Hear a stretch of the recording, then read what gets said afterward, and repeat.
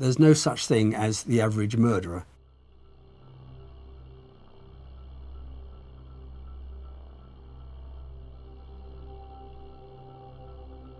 One morning, a man is walking along the towpath of the River Colne, which runs through the centre of the town, and he sees something in the centre of the river. Now, it's just below the surface and he can't quite figure out what it is.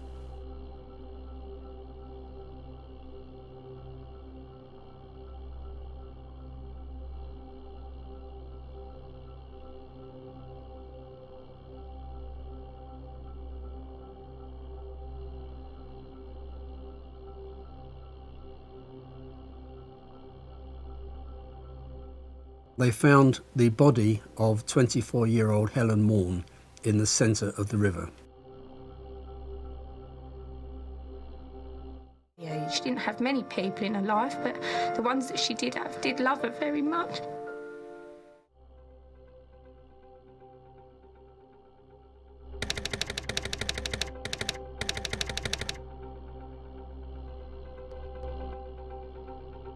We had identified Helen as being in the town centre, visiting certain pubs, and being finally ejected from Quilters. We then started to search for CCTV in the area. This covered the town centre, bars and restaurants, and I ended up with a total of over 2,000 hours of footage. They appeared to be male, and I identified one of them as having a sleeveless shirt on, and the other one of having what I called a hooped jumper.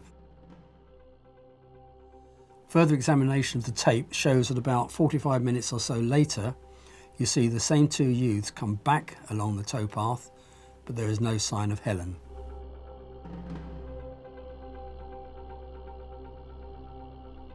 They very calmly step over the wall of Quilter's bar, have a glance up at the CCTV camera, and then walk out of vision.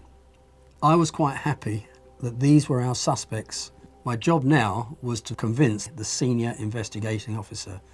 However, he refused to believe this. He even quoted criminal psychologists who had analysed the situation, and he said to me that the psychologists say that this type of offence would not have been committed by two males. We then decided to get one of our police control vans, drive it into the centre of Colchester. I saw a group of youths. I shouted over to them to come across and just come and look at some CCTV. They all pointed to the screen and said, "We know him, that's Spandex." The other one they identified as Alex Young. The governor, sadly, was still not convinced. I therefore had large enlargements made of all my CCTV footage and showed it to him one frame at a time. He looked at me and he said, "You've convinced me." I now had the problem of persuading him that this sort of offence was committed by a 13 and 16-year-old boy. To arrest two people for murder is no easy job.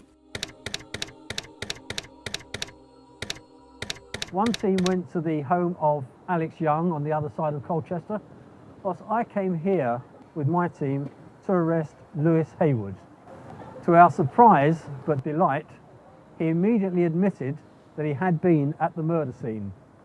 But he said that it was his colleague, Alex, who actually committed the offences. Now, only 3 people really know what happened that night down here on the River Colne. That's Alex Young, Lewis Haywood, and of course our victim, Helen Morn. Sadly, Helen is not going to be able to tell us anything. Helen met out the 2 killers on the road just outside Quilters. Helen was desperate for another drink, having been thrown out of several bars around the town. The 2 youths had a bag that contained cans of lager. They came along this path, but that's where things took a turn for the worst. We believe that sex took place between the victim and at least one, if not both, of the youths. Whether that was with Helen's consent or without, we shall never know. She was also assaulted with a wine bottle and also physically assaulted by one or both of the youths. In fact, she had 22 injuries to her body before she was thrown into the river.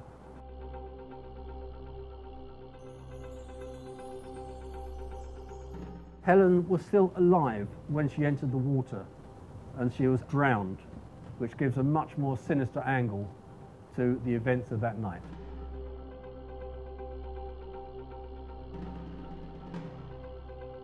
Now, witnesses are very, very important, and we have what we call the golden 24 hours. We have to capture as much evidence as we can. You then have a clearer idea if a suspect is going to emerge from that. If we're happy that this person could be responsible for the crime, they do become a suspect. All efforts are made to either get more evidence to support our theory that person committed the offence, or to get evidence to eliminate them from the inquiry.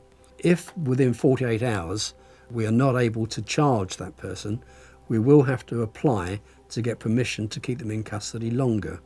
A person could be interviewed 6, 7, 8 times even, and quite frankly this is normally the case. Once everything was put together and we got them to trial, both of the boys were found guilty of this offence. Alex was found guilty of murder and was sentenced to life imprisonment to serve a minimum of 15 years.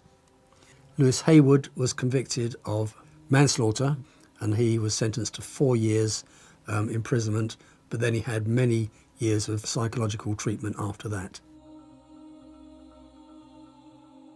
It came as a shock to everyone, you know, something like that.